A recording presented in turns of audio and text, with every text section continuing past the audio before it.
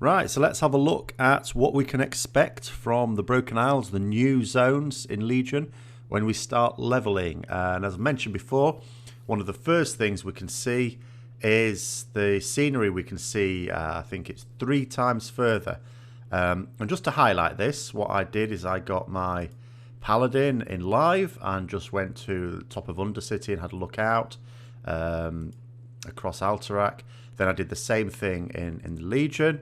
And apart from a bit of rain, you can see the difference. So here is what it looks like in Legion, first of all. So we can see detail in quite a lot of things. Even right out the mountains at the background, we can still see little things on them. We can see the trees in the background as well. Now, if we compare that to how that same scene is on live, minus the rain, and it looks a bit like this. So if you look out, especially in the background, you can see the fewer trees. You're losing a lot of detail much earlier on, and there's basically no detail. It's like a silhouette, the mountains right at the back. So there is a very, very noticeable difference in what you can see. In terms of what there is that we'd have experienced from Warlords of Draenor, we still have these sort of little mission objectives around the world.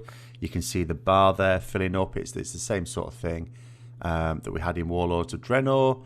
You can see these on the map as well as to where they would be, just like in Warlords. Looks a little bit different. But in essence, that works much the same as in Warlords of Draenor. You get some gold. You get a nice stack of experience, so it's well worth doing it, along with the experience you get from doing the various things as well. Look around for the most efficient ways to do it. It's not always killing mobs. It's also doing other little things as well. We have plenty of rares in each zone, just like you do with Warlords of Draenor.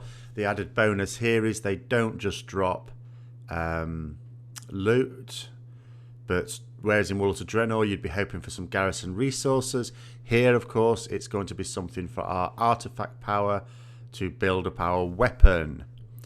Most of the rares are just like we were used to in Warlords of Draenor, easily soloable. But watch out, I did find one where I got absolutely spanked.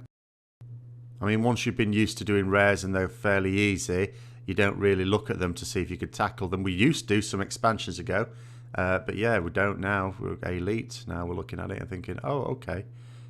Yeah, something with 6 million health, that's quite nasty. So, be a bit more cautious in future.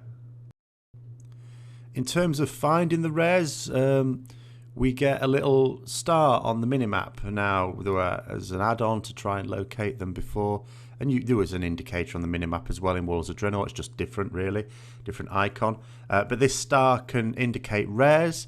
It can also indicate treasure. But I think it indicates treasure where there is an event based around it, because you also see that sometimes you see treasure and there isn't a star on the minimap pointing it out. So here we see an example of some treasure. I can get something from there, including artifact power, but it wasn't shown on the minimap. This was just literally to be found. So I'm not sure what the situation is there. Maybe it's just because it's alpha and it's just a little bug. The stars are really useful as well, because you can try and, something that's not apparently obvious. You can see, oh, hello, alpha, where it is. But of course, with alpha being alpha, not everything is finished. And learn a lesson here. I do in a minute. I don't know why I never learnt this lesson past betas and things like that. But what you're doing at the moment is thinking, oh, it's not a tree, is it? And in water, okay, that's not water. Yes, welcome to testing. And of course, once bitten, twice shy, you're just thinking, yeah, that is real water, I'm okay. But you do hesitate, just in case. In terms of differences, the very, very small number of followers we get, we can actually assign to certain zones. And then, when we go into those zones, what will happen is, every now and then, our follower will appear and join us in battle for a few seconds, and then it just falls over dead. We also get credit for mobs that other people have tagged, not just unique quest mobs, but all mobs. Again, Blizzard did say there's a lot of people hitting them, then maybe not. But in general, that's not going to be the case. It makes it for a much more sociable experience now. I did say before, the problem is when you're doing this sort of thing, if you get no credit from the mobs, often people will stand by, or you will stand by if someone else is fighting them, because you need to find the quest mobs for yourself, for your own leveling. It doesn't encourage you to group very often at all. Very, very rarely is that the case. This is now much more sociable. People just join in. You know, you'll be attacking them up, someone will just go past and give it a sneaky whack on the way past, in the way that they might not have done before. They might just join in and fight it, because again, they're going to get some credit if it's, you know, whereas in Warlords of Draenor it was a big improvement, doing it for rares and unique quest mobs, but now it's for everything. It's a lot better. Thumbs up to that one, a lot better, because Blizzard did try and defend not doing that for Draenor, and it does show that in actual fact they can have their views swayed, and thumbs up to that. Of course, the scenery is very nice as well. There are a couple of things that you can generally rely on with the World of Warcraft expansion. One is that the art team will do a really good job and make some very pleasing landscapes. And the other is that the leveling experience will be fun. Now, on that point, I have to say, though, I am finding so far that it is not as fun as it was in Warlords of Draenor. And it's quite hard for me to sort of pinpoint why. I mean, for all Warlords of Draenor's faults, it was ultimately to do with endgame, wasn't it?